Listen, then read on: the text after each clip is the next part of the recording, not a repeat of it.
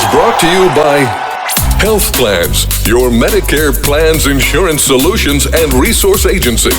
We have a variety of plans and products that fit your needs, benefit requirements, and budget, with many low or no-cost premium plans, zero co-pays, and much more.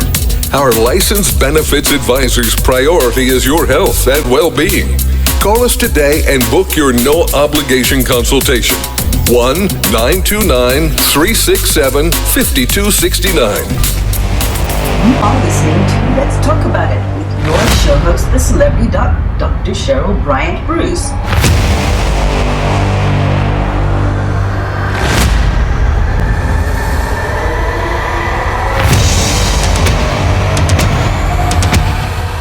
Hello, everybody. You know me, Dr. Cheryl Bryant Bruce, MD, the celebrity doc, and I am here with my co-host, Hisham Elanmati, Hurricane H, and you are joining us for Chatters That Matters. Let's talk about it. We are here to educate, inform, and entertain you. Our show tonight will be featuring none other than one of my besties, Dr. Dennis Richardson, who is a DO from Pismo Beach Optometry Center, and he will give you more of his background, telling us where he was educated, and he has a nice, rich history. So I am going to just bring him in, and we'll start to talk about it. Welcome, Dr. Dennis Richardson. Thank you for having me this evening. This is a real honor. My history comes from being born and raised in Los Angeles, California, going to UC Davis. And I think Dr. Bryant Bruce may be a little familiar with UC Davis. Go Aggies. There we go. Go Aggies.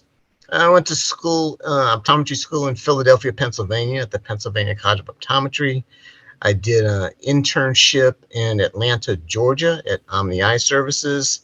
And then after that, I went into private practice and actually at one point merged my office with a LASIK surgeon. So I have a lot of background in ocular disease, LASIK, and cataracts. And I relocated from Los Angeles approximately 4.5 years ago to Pismo Beach. And I am the owner and operator of the Pismo Beach Optometric Center right here in Pismo. And so we just take care of everyone in this area, trying to just make sure everybody's, as you say, part of this this presentation, educating people. Education is just really huge. And once people come in and we can educate them, they have a much better understanding of their eye conditions, how to preserve their health, and just what's going on. So once again, it's not just about giving glasses and contact lenses. Education is huge. And so that's come. I'm really honored to be here on this show with you. When you told me about what this is all about, I think it's really essential. Excellent. And the topic of our show today is eye health for iHealth. So, and for those of you who don't know, we are featured on EMBC TV network, and one of the places that you can see us is on iHealth TV, and you can hear us on iHealth Radio. So on iHealth, we're talking eye health today. Now, Dr. Richardson, first off, I just want to delineate. Dr. Richardson is a DO. And it's actually an OD. OD. Yeah. And that was the reason that I brought that up, because we have DOs who are doctors of osteopathy, and then we have ODs who are the optometrist. So just wanted to clarify that for some people who might have been confused about that and thought, well, gee, I thought those were kind of the guys that manipulate you. No. we had that. We had that. We did. But I was like, Oh, that's right. We just had a DO, so let me differentiate those initials so people do understand that there is a difference. So we got bones and we got eyes. Yeah. So Acronyms. anyway, we want to talk a lot about preventive health, and we want to talk about what you actually can see. Why do people need to get an eye exam on a regular basis with an optometrist? What can you tell us? Oh, it's just really essential to have an annual exam, no matter whether you're 5 years old or if you're 90 years old. Our range of patients in our office literally is from 5 years old to 101, believe it or not. Yep. As the eye, as we mature, things can occur. Over 40, we started getting more incidences of glaucoma. And once again, the glaucoma is definitely more prevalent in the African American and Hispanic populations. So because it's painless, a lot of people don't know they have glaucoma until they get an exam, or unfortunately until they come in and say, well, I need some new glasses because I can't see the TV anymore. And sometimes we just find it's a little bit too late. And so early detection is just of utmost importance. Other things, and Dr. Bryant Bruce, as you're aware, that diabetes is just rampant. And so diabetes is the number one cause of blindness. And a lot of times someone will come in, and when we have a good look in their eye, we do a dilated exam and take photos and do some other diagnostic testing. We can see the blood vessels leaking blood. And the patient may not have any idea that they have diabetes. Or the other classic thing that we hear is, well, no, I used to have diabetes, but I feel great, so I don't take my medicine anymore. Dr. Brian Bruce, you're laughing because you have heard this. Am I correct? I hear it regularly. And the folks with the blood pressure too. Same thing with the blood pressure. Exactly. And so, the eye exam just tells so much, and it allows us to help patients, because if we see things going on in their eye, then you better believe something else is going on systemically. And so, once again, that's what most physicians and endocrinologists, PCPs, they always want to know, what did we see in the back of a patient's eye? And that can help us. That can help us as a team better care for the patient and hopefully keep them living. So once again, a lot of the things that we have, that we do, a lot of the eye conditions are painless, so people don't know anything is wrong. And so that's how come an annual eye exam is just really, really, really important. And it's really important because a lot of times people don't realize that they have high blood pressure, or they don't realize that they have diabetes. And sometimes the first indication is that the patient comes into me and says, well, I saw Dr. Richardson or Dr. whoever else it might be, because I thought I needed glasses, but he told me that I needed to see my doctor because I might have high blood pressure or hypertension. Or a really, really bad example, this came from a personal experience. I had a friend that I was dating at the time, and we went in and we got our eye exam together. And the optometrist said, I'm going to need you to see your doctor because there's something going on in your eyes. And so you need to go and get checked. And because he didn't have insurance, he didn't have the money, yada, yada, yada, all the excuses people come up with, he did not go. 2 years later, he was dead because what she saw was a glioblastoma, or a tumor in his brain, pressing on his optic nerve. And the optometrist could see that in his eyes to refer him to the doctor. So if your optometrist says that you have something going on in your eyes, it doesn't matter what it is. If your optometrist says, see your doctor, see your doctor. Wow, that's a really severe case right there. Oh my goodness. Yeah, Oh my it was horrible. It was horrible. goodness. He went for almost 2 years, complaining that his vision was bad, but he'd lost his glasses, so didn't think too much about it. It's like, have you gone and see your doctor? No, no, no. And then all of a sudden, bam, he was having severe headaches. And when he went in, it was too late. They went in, they opened up, and they closed right back up and said, you have 3 months. And he didn't even make it that far. Oh So, my goodness. you know, That's sad. yeah, So, and this was a young man, 50 years old. oh my goodness. Yeah. And so also in addition to like finding systemic things going on like diabetes, hypertension, tumors, um, other things that are of high incidence are age-related macular degeneration.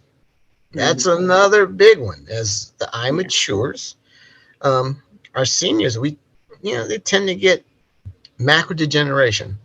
And before, there wasn't much that could be done for it. Now there is just state-of-the-art technology and treatments to preserve and actually kind of reverse some forms of macular degeneration, especially if it's the wet kind. The wet kind is the one where the blood vessels are leaking, and that really takes your vision. It can take it really fast. So once again, we can see this, we can make the proper referrals, and it can be treated. There's just incredible medications to treat macular degeneration right now. Can you tell our audience what macular degeneration is? Well, the macula is the center part of your retina. It's the part of your retina that is responsible for you seeing fine detail and for you seeing central vision. And so once your macula is affected, well, then your visual acuity, like reading on the chart, it diminishes, your central vision diminishes, straight lines become wavy lines, and it can lead to legal blindness if untreated. So the macula is where everything happens as far as fine detail and acuity. So if that's affected, then we have a problem. So the main players in the back of the eye are your optic nerve, which goes directly to your brain. And that's how come we need to screen for glaucoma, because glaucoma will kill your optic nerve left untreated. It will just kill it. And then macular degeneration, the macula, where once again, your visual acuity can be drastically affected. So once again, both of those things, they're painless. And so you don't know you have them. If you don't go in and have somebody take a look, you won't know you have it until one day you're just blind. Yeah, and these are things that are treatable, right? They're treatable, absolutely. And so with macular degeneration, once again, the latest drugs, they actually help the blood vessels stop leaking blood, because the blood is what causes all the problems, the swelling in the back of the eye. With glaucoma, the glaucoma treatments these days are absolutely phenomenal. It's constant and continuous research and development in that field. There still is no actual cure for glaucoma, but with treatment, you can slow the process down immensely. So if someone has the glaucoma and it's untreated, you could literally go blind as little as 2 to 5 years. Wow. With treatment, that can be prolonged, and you can stretch out the deterioration for 40 or 50 years. And every year there's just a better treatment. And glaucoma comes from having too much pressure building up in the eye, which in turn puts the pressure on your optic nerve and it kills the nerve. And it's a gradual process. You just don't go blind from glaucoma in a week. It's gradual. And that's come a lot of times the vision loss is gradual and you don't realize it. So the new medications, the new treatments, the diagnostic instruments that we have these days to detect glaucoma. And to be honest with you, when I first started in optometry compared to now, our instrumentation that we have now compared to then, oh my goodness, it's like, how did we even practice without our technology that we have these days? You guys have did we great do toys. You have Oh great toys. Oh, they're great toys, And once again, they're just really great on diagnostics. And without Mm. them, it's like, oh my goodness, what was I doing? How were we practicing? Because there Back was in the just so dark many. ages. Oh my, yeah, and it just constantly gets better. So it's exciting time to be in the eye care field. It's just really Mhm. exciting times. And Mhm.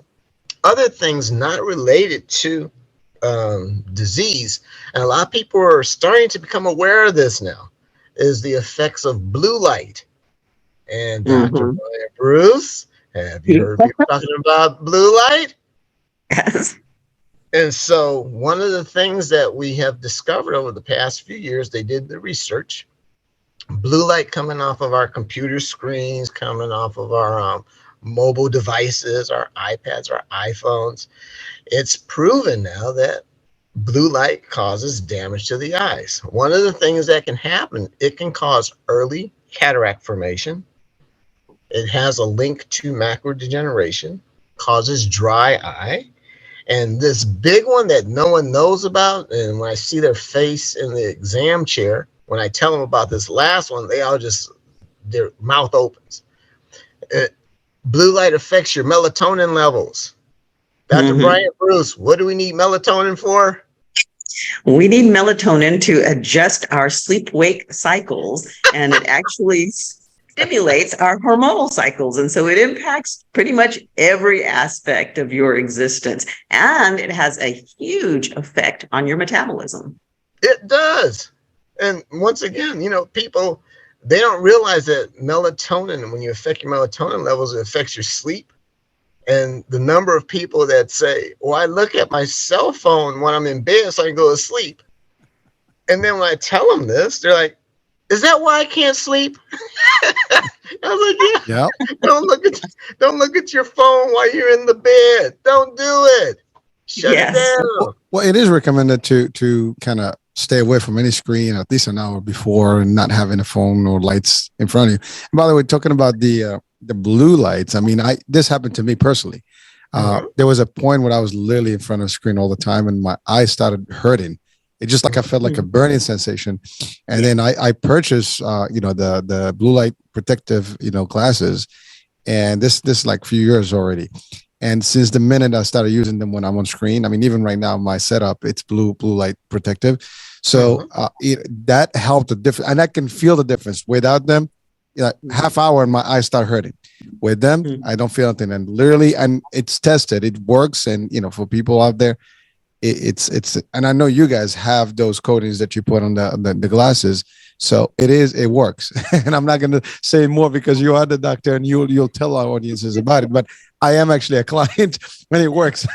I'm a patient here. Good, Well, you good, just good. touched on dry eye. Let's talk about dry eye because that's a big deal. And a lot of people are like, oh, my vision's going bad. I can't see.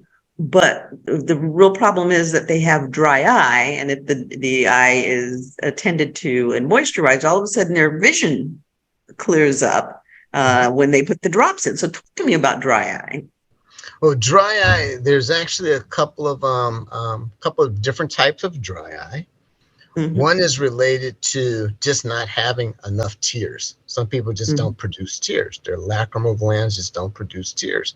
Some people they don't have tears because a lot of times people are dehydrated. I'm sure Dr. Brian Bruce, you see a whole bunch of dehydration. I know you do.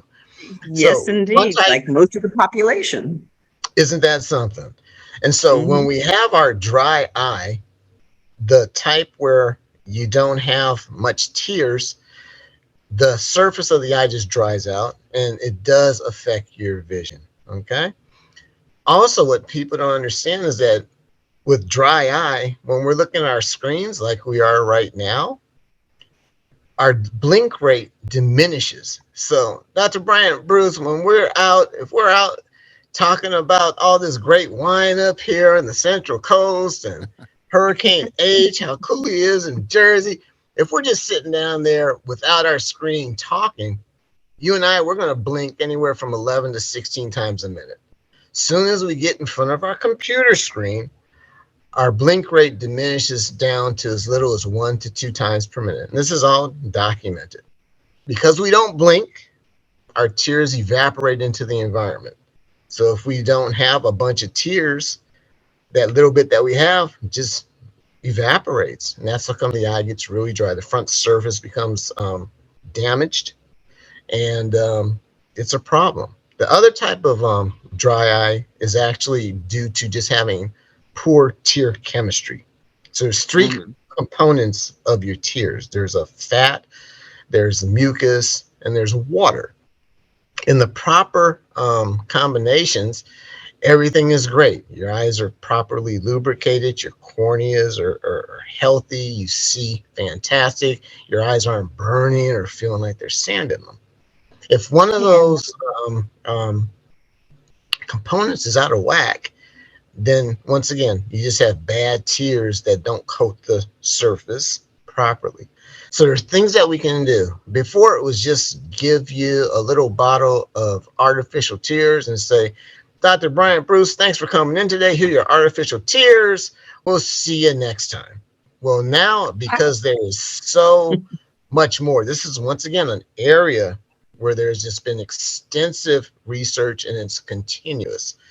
There's many treatments for dry eye because a lot of it has to do with the actual eyelids and the little glands inside the eyelids called the meibomian glands. They produce a component that's essential for the tear chemistry to be, proper. And so now there's things that we can do. That's that fatty component, right? That's the fatty component called the meibum. Absolutely. Mm-hmm. And so once again, there's things that we can do to stimulate the production of the meibum. Sometimes the little glands are just clogged up, and that can just happen as the eye matures. And so there's things that we can do. There's things that we do to stimulate the production. And once again, it's quite extensive. There also are state-of-the-art pharmaceuticals now, eye drops that are just absolutely fantastic for dry eye. A lot of them are out there, and I'm not going to go into any specific names because I'm not I don't want to create any type of bias or advertisement. So, but there are some really good, and once again, by going to your optometrist and letting them know what that issue is, it's really important. Also, optometrists working in conjunction with LASIK surgeons and cataract surgeons. It's really important to get good outcomes from cataract surgery or LASIK surgery if the eyes are not dry eyes. If you have dry eyes, then the results are not going to be very well, and the patient will be very disappointed. So dry eye is just huge. That's such a big thing. Thank you for asking about that, because there's just so much more to treating it now than just giving you a little tiny bottle of artificial tear eye drops. Right, absolutely. Now I'm going to digress onto something that you just talked about, the cataracts, because it made a question pop up in my head. And that question is, because of all of the computer screen time that the younger people are having now, are you seeing cataracts earlier? Oh my, Dr. Bryant Bruce. What a question. Yes. And so interesting that you asked that. This is because before, when we used to see cataracts in 70, 80-year-olds, we're seeing cataracts in 50-year-olds. And we're not talking about 50-something. We're talking about 50. We've had so many patients coming in at age 50 saying that I can't see out of my glasses anymore. And when we actually take a look at their human lens looks like it's an 80-year-old's human lens. And they all have this common denominator. You ask them, well, what do you do for a living? Oh, I'm an engineer. Oh, I'm a website designer. I'm a graphic artist. Something where they're on their computer 8 hours a day. Then they go home and do a little bit more and then look at their mobile device or their laptop. And so because of, once again, the blue light coming off these devices, yes, to answer your question, cataract formation is occurring sooner now because of these of blue light. The big question Wow, we're going to you actually see people as young as age 5, and the kids are now. I mean, they come out of the womb with the computer in their hand. Are you seeing cataracts in the children? at this particular time, we are not, but the great question that you have right there. Well, when this pandemic hit and all these kids were staying at home, everybody was doing school from home, in addition to all the amusement and entertainment. Mhm. You have posed a really interesting question that in our profession, we have to wait and see. We don't know if a 5-year-old or 6-year-old who was at home during the pandemic, um, if they're going to have cataracts when they're 15. That is just an Yeah. incredible question. We do not know. And once again, a child, because they have shorter arms, the device is closer to their face, Mhm. and the human lens is just so pure and clear. There's nothing to really filter out any type of blue light or ultraviolet radiation. Mhm. We just have to wait and see what pops up in 10 years. It'll We be don't know. interesting to see what happens in 5 to 10 years on health levels across the board, because so much came with that pandemic, the injections, the virus itself. There's a whole lot of we don't know what we're going to be looking at in 5 and 10 years, and a We whole lot of don't. suspicion that we'll see some morbidity resulting from all of this. I will bet money So on that. It will be sooner than later. I'm putting my money on it with you, okay? I Yeah. think that 5 or 10 years from now is going to be kind of ugly, and we really need to be battening down the hatches to prepare for it and to try and mitigate it as much as possible. And I really like to talk prevention, because I mean there are things we can do from a preventive angle to try and optimize our health. It may not completely keep us from running into the issues that may come, but it may at least mitigate them some so that they're not as bad. So let's talk a little bit of prevention now. What are some of the preventive things that people can do to optimize their visual health? Well, first of all, when you're outdoors, by all means, please wear sunglasses that have ultraviolet protection. Wear a hat, cap, or visor to catch the rays that are coming down diagonally and from above. Ultraviolet radiation does damage. Number one, it can, once again, cause cataracts. It does have a link to macular degeneration also. It also causes these really ugly things called pterygiums. And pterygiums are growths on the outside of the eye, and it starts to grow across the front of your eye. Sometimes people would kind of look at you and say, "What is that thing growing on your eye?" It's a pterygium. It's a tissue, and it feeds off of ultraviolet radiation. And we will find pterygiums in pretty much 100% of farmers, 100% of surfers. So Mm-hmm. anyone who's been out in the sun and around dust, pterygiums are going to grow. So Mm-hmm. one way to stop them or slow down the process, good sunglasses with ultraviolet protection, hat, cap, or visor. Other prevention, as far as macular degeneration, we always encourage consuming antioxidants. Enjoy some blueberries, some pomegranate. Enjoy your green leafy veggies. Things with omega-3 fatty Mm-hmm. acids. And You're speaking those my are the, language. yeah, diet has a lot to do with it. It can really help preserve your eyes.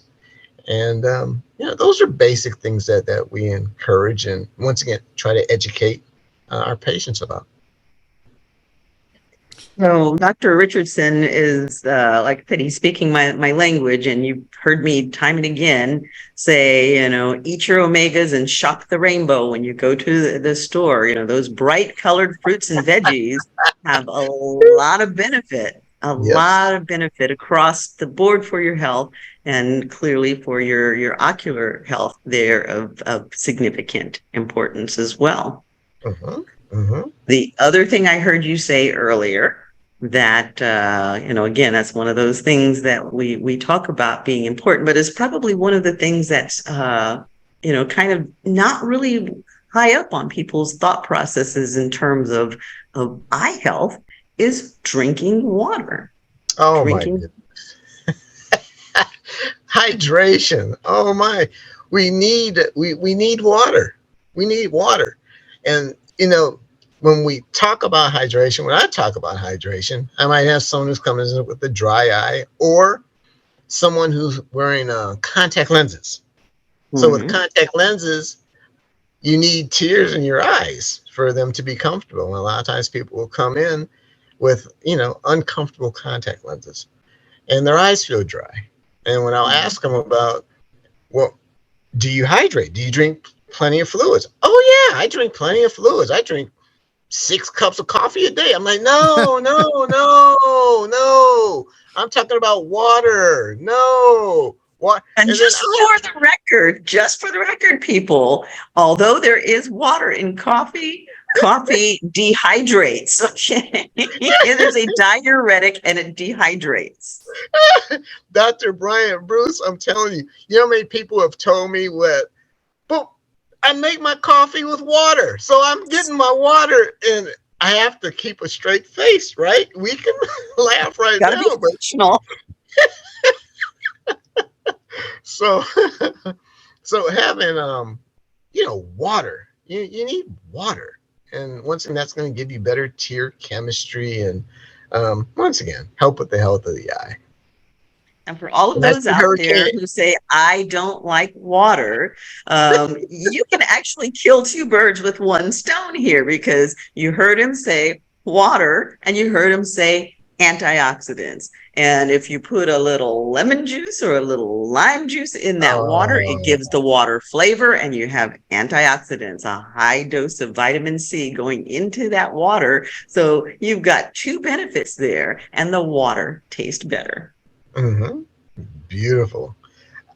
I'm going to try and tell people about that squeeze of lime, and because I do that, the squeeze of lemon, squeeze of lime, and a little squeeze of orange juice, a little squeeze of pineapple. It doesn't matter what type of juice, but caveat being, use the real juice of the fruit. Don't get the little sugary juice cocktail mix and put that in your water. That's just adding sugar that your body doesn't need. But if you use real fruit juice, whether it's pineapple or orange or grapefruit, lemon, lime, whatever, you're adding those antioxidants that are so good for your body. So I saw Hurricane H laughing about that coffee comment. Hurricane, did we hit a nerve? Yeah. No, actually, no. He knows somebody. He knows somebody who consumes a lot of coffee. I know. I mean, I drink coffee, so don't get me wrong. I mean, I get at least 2 cups a day, but I definitely drink a lot more water. I mean, water that's the essential liquid of life. I mean, you can't go without it. And I think, unfortunately, he says 2 cups a day, but what do those cups look like is my question. I don't have one next to me, but they're pretty big. Well, actually, no, not the kind of one of those jugs that you get from a local store, like one of those gas stations. No, just small regular little cups, with some nice coffee. And that's about it. I just need my little fix. To the office all the time, they say, "Oh, I only drink 2 cups of coffee, or I only drink 2 cans of beer." And it's like, dude, if you drink 2 cans of the tall beer, each of those cans has 24 ounces. That's 3 glasses of beer. So you drink 2 of them, you've had a 6-pack. That's a 6-pack. Okay. Well, we're talking about the coffee. We're joking about it, but water. Yes. I mean, doctors. I mean, you know this. We've had the first show we had, you and I, Doctor, was about preventative medicine, right? And looking at that, water is not just, I mean, your eyes ultimately, but your kidneys, everything, your Everything. skin, I mean, Everything. everything. Mhm. So if you're not drinking enough water, that's a problem across the board. Period. Your bowel movement, you name it, it's going to be a challenge. Yeah. And And so, and that's a really big deal for all of our midlifers. I mean, half of the population, more than half of the population are boomers and beyond. And so water is a big deal for them, as they're in the mirror checking for the wrinkles. Before you reach for the eye cream, the first thing you should be asking is, am I drinking enough water? And that water will significantly affect the aging process. it's like plants, right? If we're just same, right? It's normal. You put more water into it, not too much, the right amount, and it's green and it's nice. And if you leave them there without any water, they just dry up. So same thing with us. People don't put that analogy, but it's fact. That's perfect analogy. Perfect analogy. I like that one. We are, I mean, just similar, right? So I did have one thing, about, you mentioned about the cataract, piece. Can we expand on just what that looks like, for our audiences? Because, I have seen actually the process personally, and it's pretty simple. I mean, it's 10-15 minutes, but, can you just guide us through that whole experience and what it means for people? Doctor, Absolutely. I mean. And so cataracts, let's say it's our human lens that becomes cloudy, and there's different types of cataracts.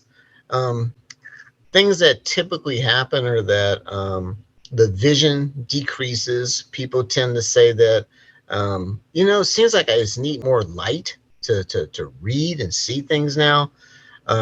There's problems with glare, excessive glare.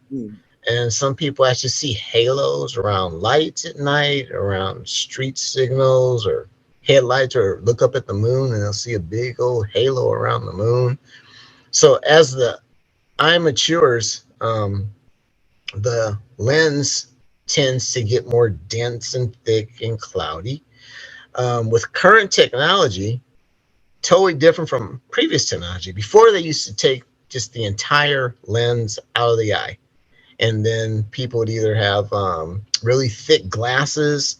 Eventually, they actually started using intraocular lens implants, which is a prescription lens that they put in place of the lens that's removed, the human lens. So it's an artificial lens.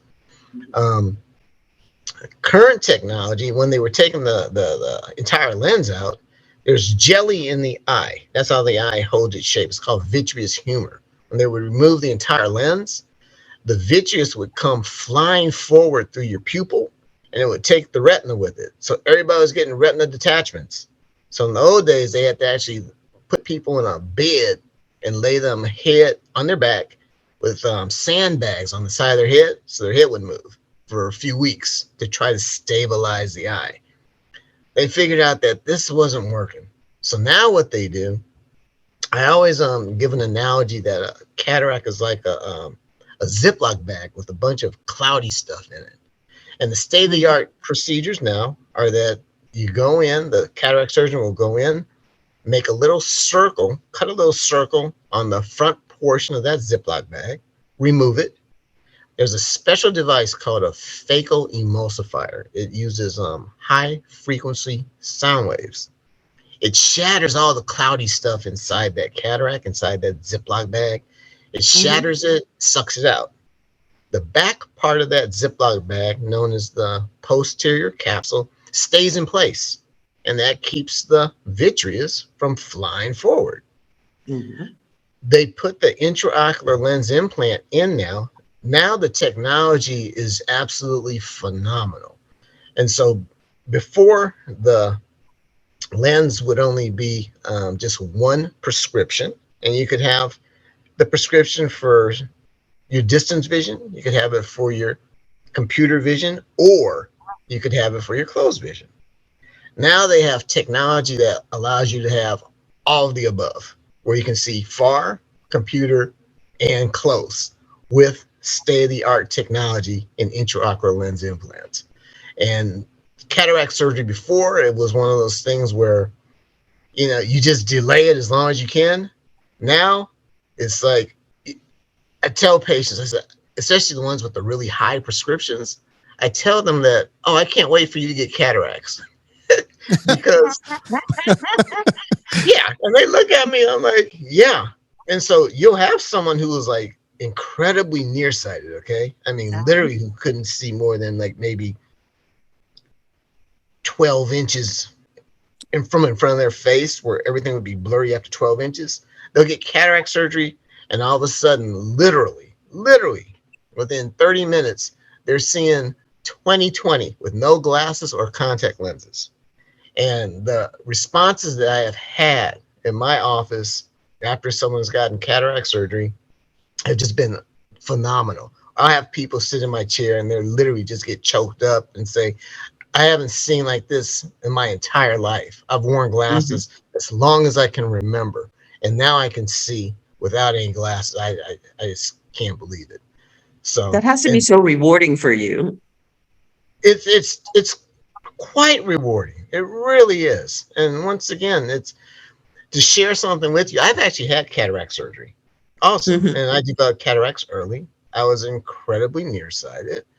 And then once again, I went to a really good cataract surgeon in West LA. And I literally woke up the next morning, looked across the room. I could see the numbers on my little ADT security alarm pad. You know what I'm talking about, right? Yeah. I could see that from across the room. And it scared me to death. I'm like, something's wrong. Whoa. And then, I got used to it. So once again, I'm just a total fan of cataract surgery. Of course, you do have to have a good surgeon, someone who is definitely up to speed. All cataract surgeons are not created equal. Once again, do your homework. Pardon? I said, do your homework, research your doctor. Absolutely. You want to do your research. Absolutely. And once again, I think cataract surgery is absolutely fantastic. It used to be the criteria was if you couldn't see better than 20/40 on the visual acuity chart, then it was time. Now that criteria is totally different. The criteria is your vision, is it causing something in your daily life that you cannot do anymore, that you can't be comfortable with? And examples are like, I have a lot of golfers, and I'll have guys and ladies come in and say, I can't see my ball after 70 feet. I'm asking people in my group where my ball is. That's a good indication to get cataract surgery, okay? Artists, because cataracts can affect how you see colors. And so I'll have people that will tell me that, people were telling them, their clients were saying, your work is different. It doesn't look right. And it's because they can't see the colors. And so, once again, the criteria has changed. If something's affecting your life, if, you're having problems driving at night, get your cataracts taken out. You'll be a happy camper. Yeah, doctor, you mentioned something about when someone has nearsight or other problems, right? And they can do it. Now, can someone opt out without having a cataract problem, just having different problems, and just say, okay, I'd like to have the cataract to just get a better visual effect, overall early on, even if it's not too late? That's a great question. And so there are some individuals who are young and they just have extremely high prescriptions, and they're contact lens wearers. All of a sudden they can't wear contact lenses because their eyes may be dry or they may have allergic response. And so for those individuals, there's a thing where they actually do what's called a refractive lens exchange. And that's basically doing cataract surgery without really having a cataract. And so that is an option. There's pros and cons to doing that, but that is available now. There are surgeons that are doing that successfully with young people who have, like I say, extremely high prescriptions, where it's actually, handicapping the person. So now, for midlifers, pretty much right at 40, bam, the eyes start changing and we start to have some vision issues. And my father was recently telling me that there is a new treatment out there where you can actually use drops and it improves the vision and takes it basically back to normal. Can you expound on that? Because Oh, it was something absolutely. that he saw in passing, and I was like, okay, well, I need to talk about this. And so they have come out. It's a drop that was used a long time ago, primarily for the treatment of glaucoma. It's a Mhm. derivative of what's called pilocarpine. And so it's Carpy. a lower dosage of pilocarpine. And the reason that it allows individuals to see clearer close up is pilocarpine constricts your pupil. So it makes your pupils really tiny. And Mm-hmm. so by making your pupils really tiny, it actually gives you clarity. You think of it like you're subtracting blurry vision. There we go. So it basically has what's called a pinhole effect. And I'm not a fan of that, mainly because I don't know why anybody would want to walk around with their pupils constricted all day. Mm-hmm. And then there's all these warnings about that too, because Yeah. once again, as you can imagine, if your pupil is really tiny, driving at nighttime could be a little bit of a challenge because your Right. pupils are small. You know, when it gets dark, our pupils dilate so we can get more Mm-hmm. light in our eyes so we can see better. And so Mm-hmm. this drop does just the opposite. Um, you know, it's an idea, you know, it's a concept. I'm not a proponent of it because once again of all the other side effects. But Right. once again, it is a technology. They're always What trying to find are the some of the fine. side effects of pilocarpine? Pardon me? I said, what are some of the side effects of using a pilocarpine type of drop? Well, one of them that used to be one of the bad side effects used to be people you get these really bad headaches. Mm-hmm. That was a big one.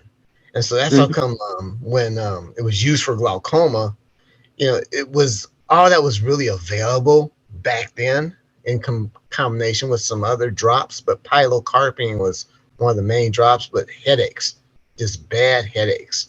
And then Mm-hmm. once again, like I said, your pupils are small, so you're always struggling. You just you don't have enough light to see anything.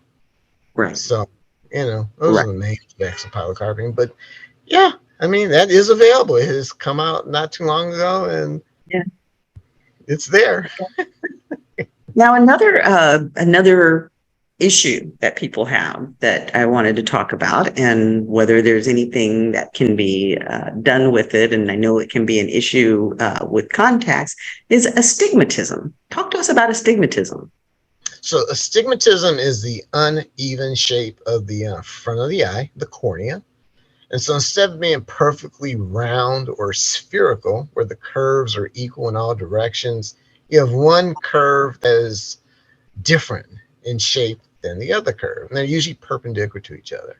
So that's what astigmatism is. The word sounds so bad when you tell someone they have astigmatism. You know, they're like, "Well, doc, how long do I have to live?" No, no, no, no, no. It's not. It's not that bad. So astigmatism causes a distortion in your vision, and it can be corrected with either glasses or contact lenses. Mhm. State of the art technology and contact lenses, great for astigmatism. Before, there wasn't much available, it was strictly hard lenses to try to create a nice, even surface on the cornea. Now there's Mhm. soft lenses that do that. Mhm. We are Mhm. always concerned about astigmatism, though, especially with high amounts because of a corneal degeneration called keratoconus. And this Mhm. is something where the cornea, it just literally degenerates. It becomes very thin. It starts to bow out and form like a cone, literally like a cone. And now there are treatments for that to it's called corneal cross-linking, or it's like a rebar for the cornea to reinforce it. And it uses a riboflavin and ultraviolet light. And it reinforces the cornea. So before there wasn't much we could do about keratoconus, the eye would just deteriorate, the vision would just diminish, and then at some point the eye would actually become painful because of the nerve fibers on the cornea being affected, and the ultimate result would be a cornea transplant. So now, and just as a refresher, for those who may not remember, because this isn't their area, the cornea is the colored part of the eye there, and riboflavin is a vitamin. So yes. Just so that you know so what that is. The cornea actually covers the colored part of our eye. The colored part of our eye is the iris, and the cornea is that clear covering that goes over the iris. And so it's the eye skin, right? It's the equivalent of the skin. It's not a skin. It's a clear tissue. It's clear tissue. It's avascular. There's no blood supply, and it's literally just it's a window. It's just a window. It's the first part of the eye for which allows you to see. You have to go through that front window, and then you go through your pupil, then you go through your human lens, which is the other part, to make everything focus on the back of your eye, your retina. So with the cornea, once again, there was when you had someone who had keratoconus, it was just a matter of waiting until they needed a cornea transplant, trying to find a good donor. And it was pretty bad. But now technology is just amazing. So once again, we always like to check children for, it's important to have a child get his or her eyes checked to see if they do indeed have astigmatism. If it's a large amount of astigmatism, we're concerned, and we have to monitor that.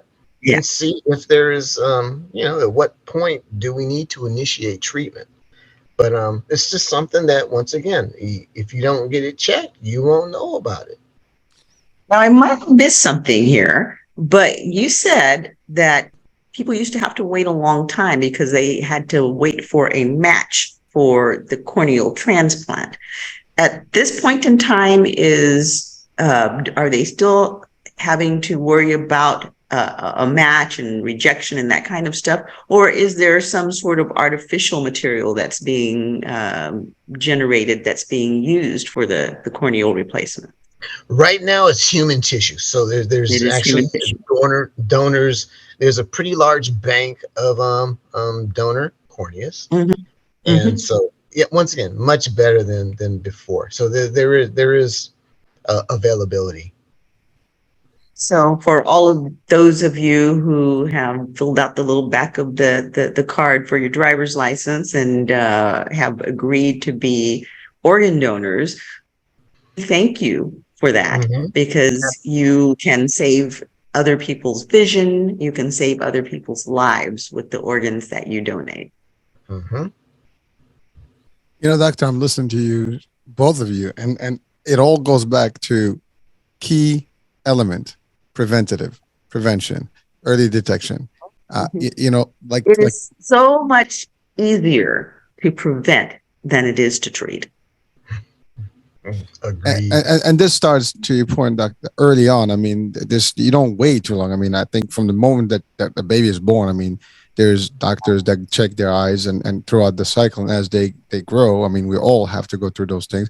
But sometimes, coming from the insurance space, I think there's one problem that we encounter, especially in our healthcare system, is that the cost sometimes can be a problem, and people are always afraid to go to doctor, any type of doctor, because they think it's going to cost me money, or I can't afford the glasses. That's always going to be a challenge. But understanding that there are a lot of ways you can get through this stuff, and there are insurance programs, there are different, even discounts available and things like that. In your expertise as a specialist, are there any things that you can, I guess, recommend to people that are listening, watching, in the event that they may not have the ability, or they have fear of not, being able to afford some sort of procedure? Well, for let's say, being out here in California, we have what's called CenCal. That's the Central Coast equivalent of Medi-Cal. Okay. And so Medi-Cal is definitely something that takes care of a lot of people. And so, and there are a lot of other clinics that actually do cater to low income. And so Mhm. there's definitely availability. And but once again, the Medi-Cal or SenCal, that's huge. In other states, it's Medicaid, Medicaid. where Mhm. and Medicaid is for, once again, for low income, and there's access. There's definitely access. And one of the things about Medicaid and Medi-Cal that people should know is, although it is to assist low income, um, there are a lot of programs within the Medicaid system. So you still may be able to afford it if you're not just on the poverty level, because people think, oh, in Mhm. order for me to be on Medicaid, I have to be on poverty level. No, that is not the case. And yes, you can have a job and still have Mhm. Medi-Cal You or can. Medicaid. Mhm. So, certainly if you're struggling with your finances, don't allow that to be a barrier to you getting help. Go ahead and go out and research it. You can, stop in on any of your social services Mhm. offices and inquire about it. Nowadays, you can go online and you can find out about different types of insurances. There are insurance brokers online, and if you have some questions, Hurricane Elemonte is an absolute expert in the area of the insurance industry, and you can throw us a question. Don't be shy about sending questions. We want you to like this show. We want you to comment on this show, because your comments are the things that we'll answer. If you have questions, we're happy to answer them. So if you have questions about insurance, please definitely reach out to us if you don't know where to go. I just if Also, go I'm ahead, sorry. doctor. No, please go, and then I'll just Yeah, add something. on the insurance, there's also non-insurance entities that do provide healthcare and eye care. And up here we Yes. have the Lions Club. There are other organizations that they're just there. They especially for children. And all you have to Mhm. do is just ask them, Mhm. and they'll take care. They will pay for an eye exam and glasses for children. Once again, the Lions Club is one of them, and I'm sure that if you just research in your city and find these little organizations, they're there because they want to help. Mhm. Absolutely. I And go go ahead, ahead, doc. Hurricane. No, I was just gonna add, so you covered a lot of them, but for seniors, that's also a question because Medicare, unfortunately, does not cover your vision, and Medicare Advantage, does. So for those folks that might need glasses, a lot of plans out there really have good programs available across the nation where you can get the glasses, and sometimes the allowance is pretty good, so you can still get that. So again, just to cover the angle, you can get the services, and a lot of the services can be covered, one way or the other. So it's just a matter of asking. And doctor, as you said, we can receive those questions, and we'll be more than happy to answer more details and guide you the right way.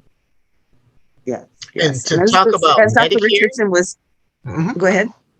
to talk about Medicare, one of the misconceptions of Medicare is that they don't cover an eye exam. Medicare, they actually do. It's considered medical. So once again, if a patient, and I mean, there's not many 60, 70, 80 year olds who don't have cataracts or dry Hmm. eye. So Hmm. these are medical conditions. And so when our seniors with Medicare come in, I mean, they do get the full eye exam. They do get a refraction. The refraction is the part that determines what your eyeglass prescription is. Medicare does not pay for that little piece. A lot of times it comes out to be $35, and they'll pick up the rest. Medicare will take care of the rest of the bill. And the also with the Medicare, they also have what were called the supplements, and Yep. some of these supplements have actual vision plan insurance. One of them Yeah. is Vision Service Plan, another one's IMIT, where they're actually linked to They're Medicare. They're part of their benefits. So the Medicare will take care of the services, and then their other supplement, the vision insurance, will take care of the glasses. There might be a $10-$20 copay. So there's definitely things related to Medicare where, once again, we can keep our seniors seeing and keeping their vision healthy by all means. Yes, absolutely. And then one of the questions that I have is, with all of the advances that we have on the eye front, both in optometry and in ophthalmology, are we seeing a decrease in blindness? Yes, I would say absolutely. And once again, just if nothing else, just in age-related macular degeneration, we've seen decreases in blindness from that. And diabetic retinopathy, we're seeing decreases. But once again, that little caveat is, if the patient doesn't come in to be treated, we can't, get those numbers, keep those numbers down. So the technology is there. Yes, we are definitely preventing blindness. It's a whole, and the thing is, this is happening in short periods. 5 years in our profession now, it's fast. The changes that occur in just 5 years are just phenomenal. 5 years ago, some of these treatments seem like they're primitive. They seem like they were during the time of the caveman. And so things are moving really fast. And it's just constant research and development to, as you just said, save vision, stop people from going blind. And I want to go back, and I always like to bring it back home to nutrition. I mean, there are third world countries all over the world that are still suffering grave eye morbidity, and the reason for that comes down to poor diet, food deserts. Things of this, even within this country, we have food deserts, places in the inner cities, places that are low income that don't have good access to high quality food. And you see differences in the health disparities because of it. So, when we talk about prevention on all levels, but certainly prevention on the level of eye health, when we talk about antioxidants and such, again, it comes back to, let's get that good nutrition in there. Let's eat those fruits and veggies, eat from the rainbow, and get those omega-3s in there. And there are lots of ways to get omega-3s in, from the omega-3 rich fruits to nuts. Omega-3 rich fish, nuts, omega-3 rich fruits like avocados. So, there are lots of ways to get those in. For all those folks who say, oh, I don't like fish. Okay, I'm not going to eat the fish. There are other ways to get them in, but it is important to have that balanced, rich diet. It does help with prevention of, things that affect all aspects of the body and certainly affect the eyes. And one little interesting thing that I'll note is, I used to do a thing called the Do You See Me workshops, and they were a diversity workshop for people with disabilities, to help people understand what it was like to have a disability and to see people with disabilities as people with different abilities. And so one of the things that we would do is we would go in and we would, quote, disable them. And, they were assigned different disabilities. They might be assigned a physical disability, like, a leg might be tied up so that they couldn't use that leg and they had to use crutches or a cane or whatever. Some people, we plugged their hearing so that they became hearing impaired. And some people, we blindfolded them. We made them visually impaired. And we actually did this in the schools, and it was with the approval of the parents, So we would do it for 3 days. So they were not only challenged in school, but they were also challenged at home. And it was an agreement with the parents that they would not remove whatever their disability was. So they actually had to go through 3 days of their life in the shoes of someone who had different challenges. And what was astounding to me was how, I don't know, I can't think of the word I want, how much trauma it caused the people who were blinded in comparison to the other disabilities, how much more challenged they were. And so your eye health is extremely important. So much of how we interact with our world and the information that we take in from our world is taken in through those peepers. So it's really important to keep them healthy. It's really important to go see your optometrist and get that regular checkup so that if anything is going on, early prevention.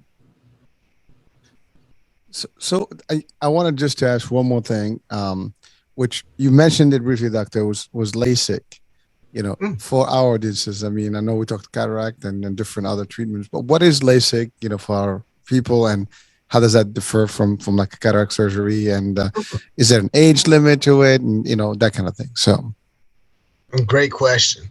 And so, the difference between LASIK and cataracts are two different areas of the eye are being operated on. With the cataract, that's behind the eye, that's behind the iris, behind the colored part of your eye.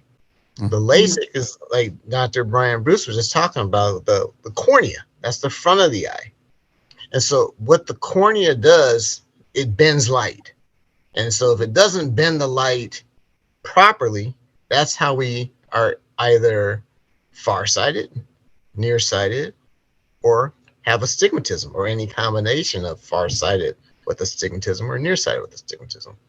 So what is done is that the cornea, kind of picture the cornea being like an Oreo cookie, okay? So with LASIK, the top part of that Oreo cookie, there's a little circle that's cut with the laser. It's removed. So the top part of the Oreo cookie is folded back. The creamy filling is reshaped. And so it's reshaped into a prescription. And then the top part of that Oreo cookie gets put back down on top. And so within just a few seconds, literally, that's how fast the lasers are working now. It's literally within a few seconds. The cornea has been altered. And so once again, the creamy filling, the center part of the cornea has been altered, and a prescription has been created underneath the top part, underneath what's called the flap. Once again, this procedure takes literally just seconds to perform. And LASIK, there's just millions and millions of successful cases. I've worked with LASIK surgeons since 2004, actually. And I've wholeheartedly believed in LASIK because it works. A lot of times it was kind of sad in our profession at the time. Optometrists thought that LASIK was a fad. So Hurricane H, if you had come into an optometrist's office and they were asking you about LASIK in the 80s, they would quickly say, don't worry about it. It's like rap music. It's a fad. Right? Yeah. How that worked out.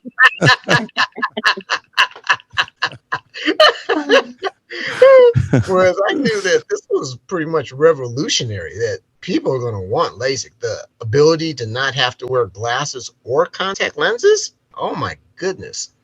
And so to answer your question about as far as the age range, you want to have an eye that's not changing. So for a lot of people, if you're nearsighted, you're going to get more nearsighted up until your mid to late 20s. So you need your prescription to be stable for at least 2 years without changes.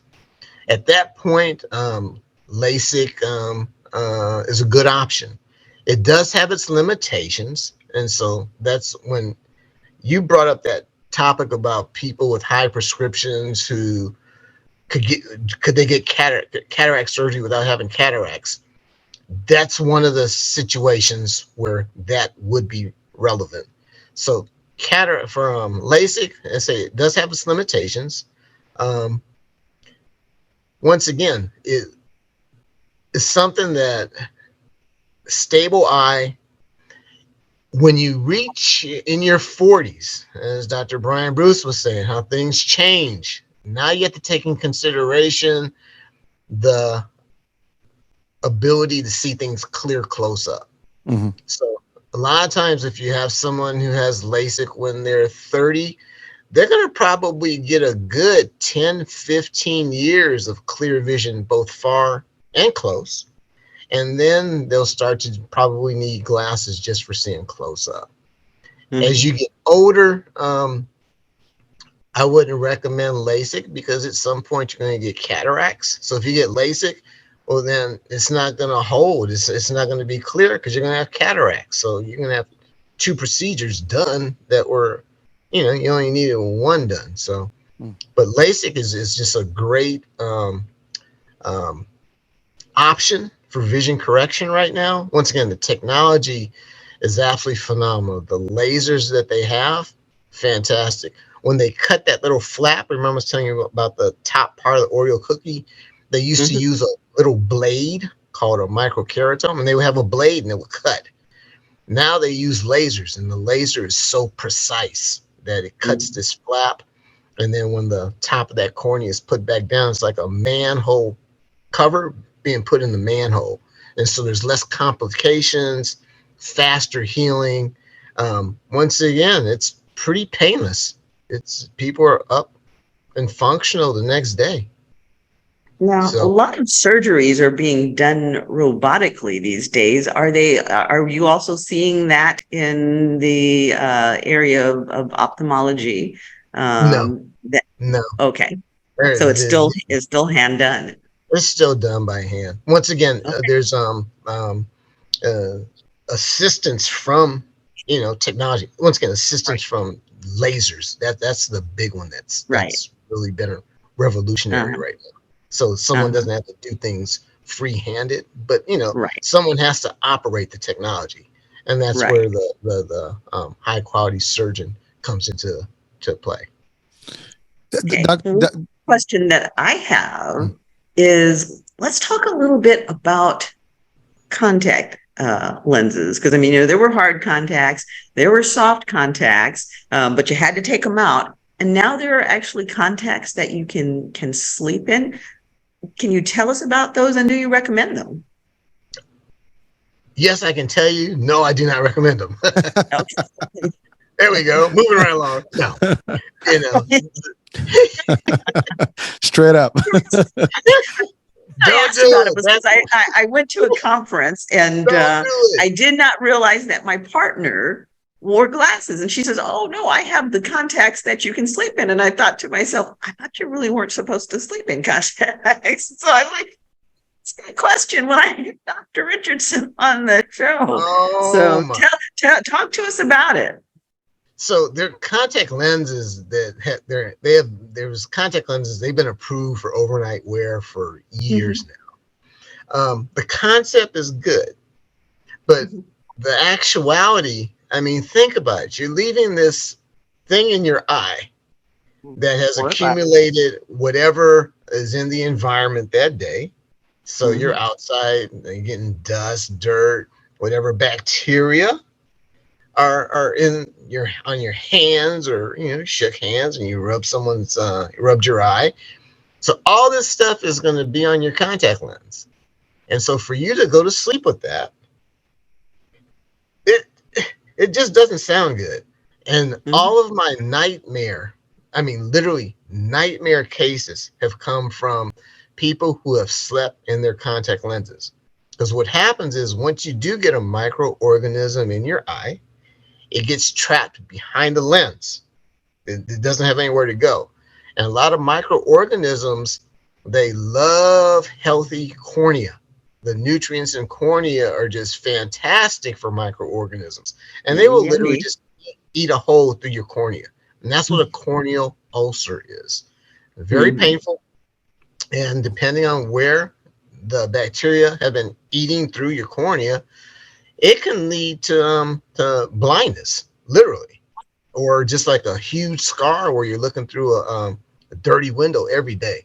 So, as far as leaving lenses in, sometimes if you have a really high prescription and you've been out late one night and you don't have anything to put your contact lenses in, it's like, okay, you leave them in for a night, you'll be okay. But people that leave them in for weeks, I've even seen months, I'm just like, oh my goodness. And it's interesting how I've had healthcare providers leave their contact lenses in for a month, and I'll show them. The other thing is, remember I was telling you earlier that the cornea is a clear tissue and there's no blood vessels on it. Okay. It's a clear tissue called avascular tissue. Well, when you get this contact lens on there, now you have something that's covering your eye. Your cornea gets oxygen from the air. So when your eye is open, you're getting oxygen from the air, from the front, and you get some oxygen from the back of your eye. Once you cut this supply of oxygen off, well, the body's an incredible thing. So your cornea is dying it's not getting oxygen. So the body says, well, where can I get oxygen from? Well, there's oxygen in blood, right, Dr. Brian Bruce? Right. Now what happens is the cornea starts to grow blood vessels to get oxygen to a tissue that is being starved of oxygen. These blood vessels start growing and it can look pretty ugly. They're faulty blood vessels. They're not supposed to be there. So they have weak walls. They can actually start to leak blood onto your cornea and leave huge scars. And it just gets ugly. It's a mess. The good point about it is that when you get these blood vessels growing, known as neovascularization, once you remove the contact lens and let the cornea get oxygen, the blood vessels, they go away. There's going to be a little sheath, a little line where they were, but they'll go away. So, don't Hurricane H, tell all your friends that are sleeping in contact lenses, don't do it. Don't do it. They're listening to the show right now. No. Just say no. Worldwide news. No. Don't do it. Don't do There it. you go. There you go. Okay. Now, I think this is going to be another don't do for you. But what about these people who are using contacts as a fashion statement and they're changing the colors of their eye by putting contacts in when they don't necessarily need contacts? What is your thought on that? My thought on that is that if they're actually fit properly by a optometrist, do it. My problem is when you have people going to the swap meet and buying these colored contact lenses. I don't know if you're aware of that. You can actually buy contact lenses at a swap meet. And that's a scary thought because most of the swap meets into, for starters, they're not the most sanitary places, and anybody and everybody is selling whatever, Thank you. And people are buying contact lenses at swap meets and they're using them. And I mean, once again, the three of us are sitting here saying, why would you do that? And you'd be surprised how many people they do it. So I imagine that some of those contacts are fake contacts, not necessarily even quality material. Yeah, they're very cheap. Yep. Yeah, some of them do come from different countries. Absolutely. Actually, you can order online these things. Okay. Amazon. Yes. I mean, Amazon's great. I'm not mad at Amazon. I love my Amazon too. But things that go in your body, that go on your tissues, that go in your mouth, and that go on your skin, I tell patients, leave those alone. Don't get them from Amazon because you don't know where they're coming from. And in spite of the fact that they may say that they're brand, the knockoffs are really exceptionally good these days. So leave that alone. If your body can in some way consume it, and if you're putting something on your eyes, that's a direct portal for your body. So not Amazon, not the swap meet. Just say no. Listen, to your point, I mean, there's an optometry almost everywhere. You can go and get your prescriptions, whatever, get a nice script. Make sure you test them out and you get them from a good source. That's it. Yes. Yes. Doctor, you mentioned something earlier, the word optometry, but then also you mentioned ophthalmology. So can we just clarify that for our folks? Because, which one is which? Because it sounds like it's doing the same thing, but just for our audiences, what would be the main differentiator? Well, there's the three O's that people confuse are optician, optometrist, ophthalmologist. Okay. So your optician is the one who is going to actually fit your glasses, take the measurements. Optician can also grind the lenses. That's called a bench optician, where they actually fabricate your glasses. They make them. Optometrist, doctor of optometry, we have to go through a minimum of 4 years of optometry school. We can do internships and residencies in other special areas. We diagnose, treat disease. Okay, we do everything that's pretty much non-surgical. We can do minor surgery. So if you came into my office and you're a worker, you're doing some construction, you were banging a nail on some metal goes into your eye, you come into my office, I can remove that metal out of your eye. So things like that, they're called foreign bodies. We can do minor surgery. We can, let's say, take things out of your eyes. Once again, we do the exams for glasses, contact lenses, for vision therapy, people who have eyes that turn in or turn out. There's treatment for that. There's exercises for that. But we are fully trained to diagnose and treat disease. Glaucoma is one of them.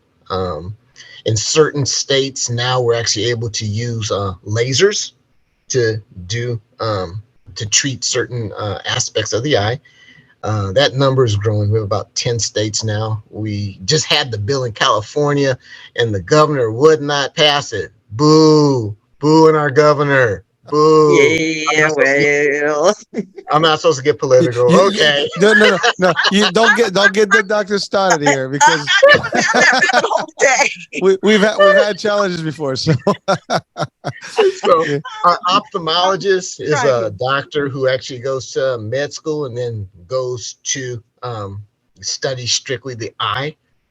And the ophthalmologist is the one who can actually do major surgeries such as cataract surgery, retinal repair for retina detachments and things like that.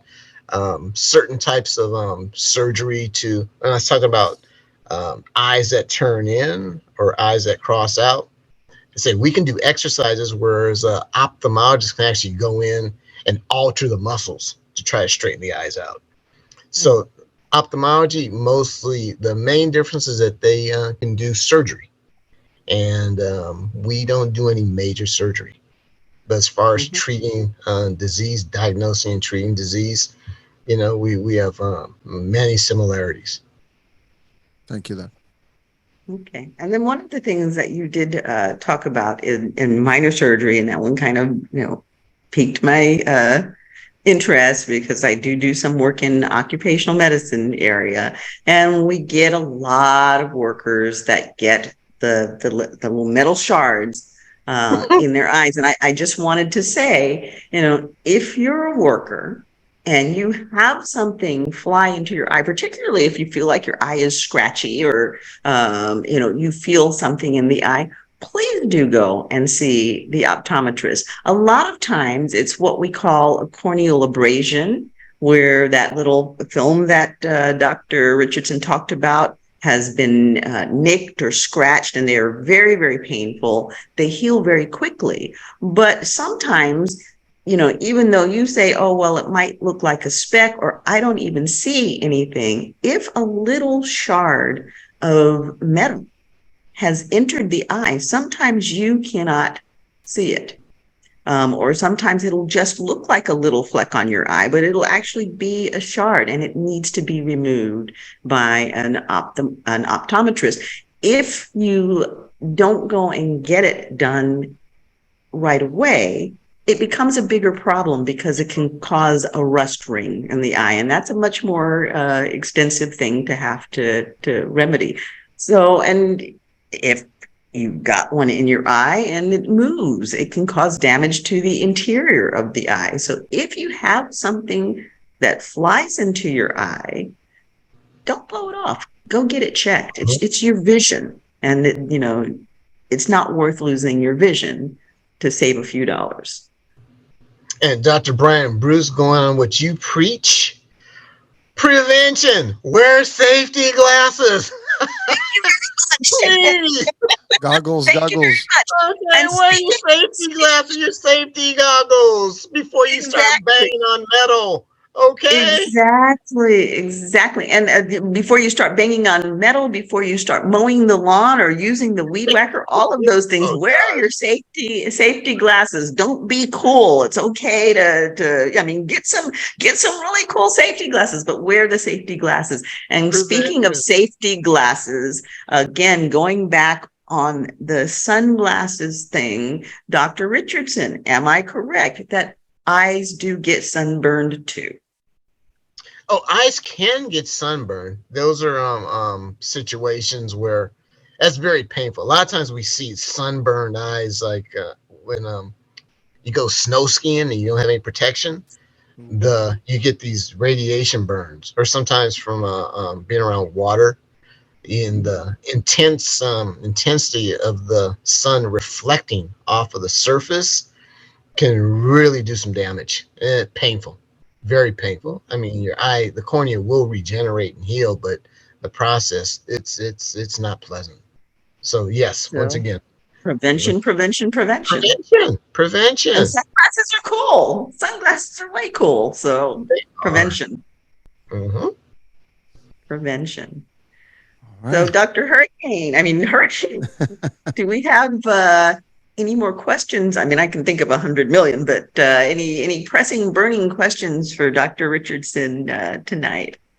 No, I mean, you covered a lot. I mean, how we reach here, people, that are in need of help in the area, can they reach you? I mean, the website or information, location that they can come to, or, that kind of thing, because we want to put that on the description of the show so people can actually have access to you. Yes. Well, my website is pismoeye.com. And I say I have an office email on that. I have a phone number. Any questions, please reach out. Anything I can do to assist, I'm more than happy. Thank you. That's it for me. I did get the website correct. So the website will be listed on with the show, so people will be able to reach you. And again, you can always reach any of our guests by reaching out to us. And then I'm going to do a little self-plug here right now, unabashedly.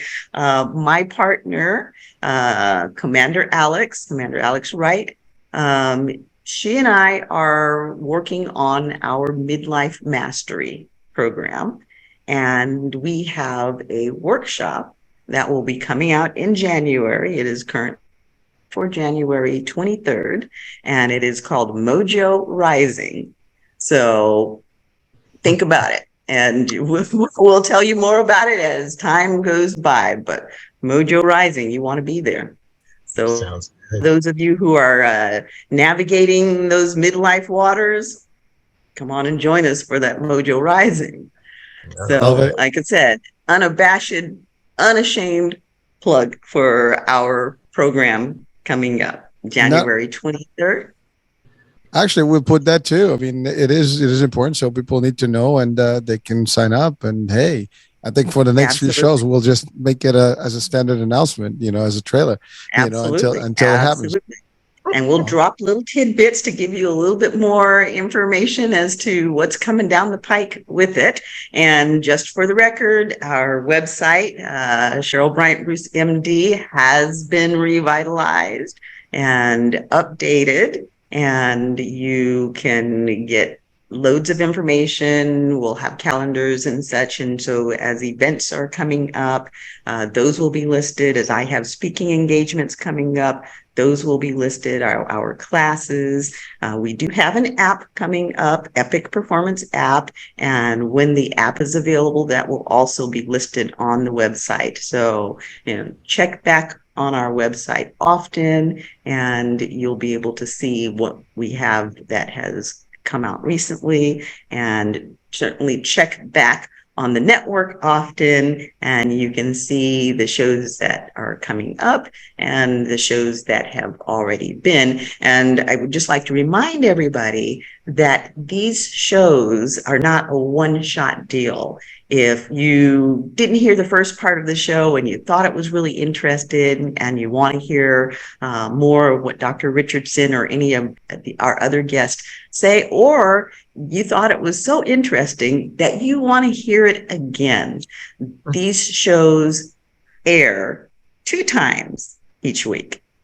And even when the show is done airing in its cycle, we do have these shows evergreen on YouTube and Vimeo and lots of other places. And for those of you who do not have access, or you don't want to watch the show on a screen, you want to hear it while you're driving to work, we do have the podcast. This show will be showing up as a podcast, and the podcast also do the same thing twice a week. They're on the network, and then they are in places like Spotify. So this information is out there for you.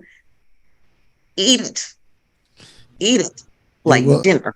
You will find those shows. You will listen to them. You will watch them. There's no way you can miss them. Just everywhere that is podcast, radio kind of concept or visual, you'll have them. Social media, you'll have them. And you can also just go to the website, either one of the websites, the NBC TV Network.com or ihealthradiousa.com, plus Dr. Cheryl's, website. So you'll have that available to you. And Ashe to you, Hurricane. I mean, this man's amazing. He pretty much works round the clock on this network because we're not the only show on the network, and it's everywhere. He comes up with platforms that I've never even heard of. It's like, where do you even find that platform? But he finds them all. So this show is everywhere. We are worldwide. We are not just a national show. We are now a worldwide show. So I was just looking at the stats, and all over. I mean, from Australia to Africa, Europe, Canada. I mean, you name it. And I can go deeper, but not for the purpose of the show. But I mean, everywhere, folks, you're listening, you're watching, you can get the real mojo, the real stuff, and you get the resources as well and the access. And this information is valuable. I mean, this is like so much learning today, just for me personally. I mean, we've picked up a lot. Yeah. And one thing about the show, like I said, the idea is to educate, inform, and entertain. But I think that Hurricane and I actually have we have more fun with this show than anybody else. I mean, we're having fun sharing it with you, but goodness, the education that we get every week, because we have to be here every week. So the education that we get every week, by the time this show goes off the air, which we hope will be never, we'll be some of the smartest people around. So we definitely are having a good time doing this show. And we love you, our guests that come and share the information with us, and we love you, our audience that comes and consumes this information. We hope that it's providing you great value and will help you to optimize your health. So Dr. Richardson, thank you so much for joining us. And like I said, this is my bestie, so it's always good to see a friend. And thank you so much for having me, you, Hurricane Ace. This has been a wonderful, like you said, fun time. And once again, thank you so much. I'm glad I could contribute. And once again, I'll be looking forward to seeing more great things from the two of you. Okay. So I hope everyone has a great evening. And once again, I wish you much success. Okay. Thank you, sir.